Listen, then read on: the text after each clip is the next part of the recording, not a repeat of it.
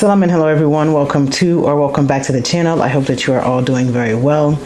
If you're a woman over 50, I want to know, what do you wish you had done earlier to protect your health, your energy, and your quality of life? Today, I'm sharing a few ideas that many women overlook, and I want to hear from you in the comments if these resonate with you or if you have your own to share. I'm in my 40s, and I would like to know from women in their 50s, what do you wish you had done in your 40s? Give me some advice. So number one on the list, I want to talk about bone health and osteoporosis. Right now, among women aged 50 to 64, around 13% have osteoporosis, but that jumps to about 27% for women aged 65 and older. The truth is, we start losing bone rapidly during menopause, up to 20% of our bone mass in just a few years, according to the CDC and Bone Health and Osteoporosis Alliance. Looking back, many women say they wish they had started strength training or getting enough calcium and vitamin D, or even asking for a DEXA or bone density scan sooner. And I personally have never gotten one yet, and I know they can be expensive depending on where you go for your services. I've seen prices range anywhere from $90 all the way up into a few $1,000s. So I need to know from you, what do you wish you had done differently for your bones? Or do you feel like you've actually been diligent in that area of bone health thus far? So far so good. Second on the list is sleep and hormonal shifts. Now, this is a big one. Between 40 to 60% of women in perimenopause or postmenopause report sleep problems. So that's difficulty falling asleep, staying asleep, or waking up exhausted. And more than half of postmenopausal women worldwide say that they experience some type of sleep disorder. Sleep isn't just rest. It also affects mood, weight, control, immune function. Immune function is a big one, and overall daily strength. So let me ask you, do you wish you had paid more attention to your sleep hygiene, stress management, or even getting help for sleep issues earlier? Let me know. Third on the list, pelvic floor health.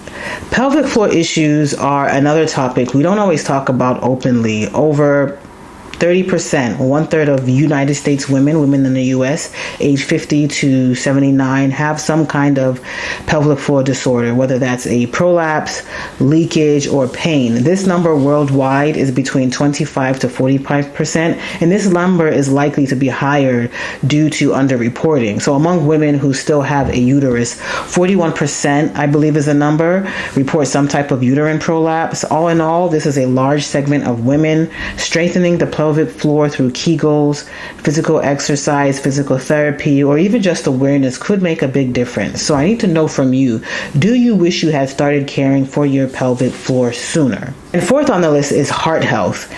Now, with heart health, after menopause, the women's risk for cardiovascular disease increases significantly, according to the Menopause Society and other reputable sources.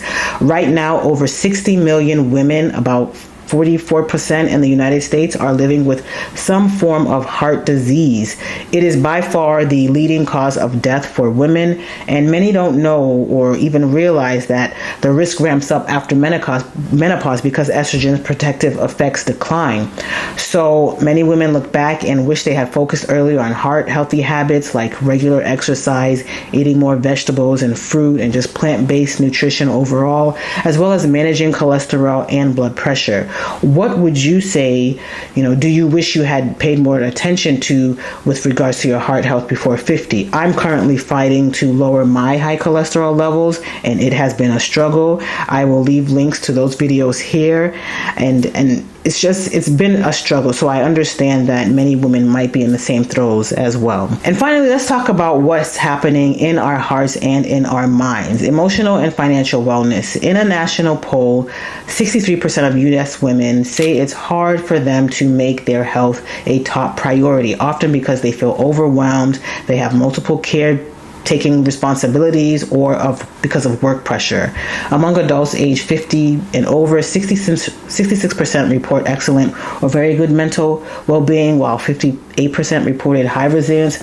But then there was 45% who said they were also anxious in the last 2 weeks. They felt down or depressed or hopeless, and there was just something missing. So, and these are not small numbers. When we get into 45% feel this way, that's almost half. So many women who are over 50 say they wish they had put more energy into emotional self-care and stress management, as well as financial planning earlier in life. And in this video, I talked about what women in their 40s should be thinking about. So I need to know from you, what do you wish you had done differently in your life before reaching the age of 50 and now that you're in your 50s? So I'm really interested in knowing. I want to learn. I want to hear from you women who are watching my videos and who are paying attention to this channel. I really do appreciate everybody who's watching of all age ranges, but I know that with the demographic that is watching these videos, I have a good amount of women who are in their 30s, 40s, and 50s, and even older than 50s into their 60s.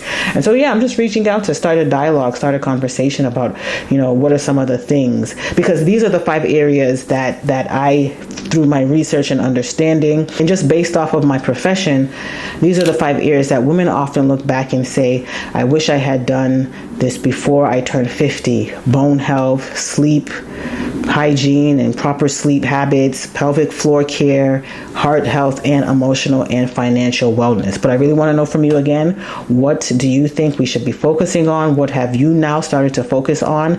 And what did you wish you had started sooner? Share your wisdom in the comments, because your story could help another woman who hasn't reached 50 yet. It can also help you to reflect and think about things you want to change right now in your life. So please comment, like, and subscribe, and let me know what you think. And thank you for watching, and see you in the next video. Take care. Bye.